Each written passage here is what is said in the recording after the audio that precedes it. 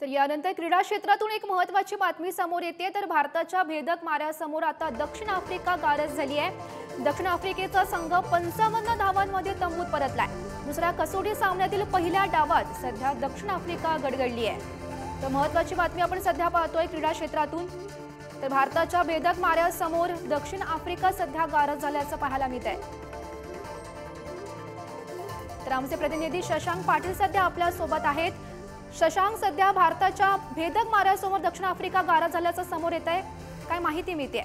अगदी बरोबर। म्हणजे हा पहिला कसोटी सामना जिथे भारताने पराभव मिळवल्यानंतर दुसऱ्या कसोटी सामन्यात भारताने जी काही सुरुवात केली ती खरंच एकदमच जोरदार आहे। म्हणजे सिराजने एकट्याने 6 विकेट घेत संघाला दक्षिण आफ्रिकेच्या अवघ्या 55 धावात तंबूत धाडले। विशेष म्हणजे एक इतिहास रचल्यासारखं, कारण की या मैदानावर आतापर्यंत 6 कसोटी सामने भारताने केले, ज्यात एकदाही भारताला विजय मिळवता आलेला नाहीये। 4दा भारत पराभूत झालाय तर 2दा सामना अनिर्णित राहिला आणि यावेळेला भारताला पहिला विजय मिळवता येऊ शकतो। सो सर्वांचे फिंगर क्रॉस आहेत। पण त्याच वेळी दुसऱ्या साईडला ह्या मैदानावर मोठी धावसंख्याही आतापर्यंत झालेली, 500 पेक्षा अधिक धावसंख्याही करता आली। त्यामुळे हे मैदानाची खेळपट्टी कधी बदलेल आणि निर्णय कोणाच्या पारड्यात कधी पडेल हे सांगता येत नाही।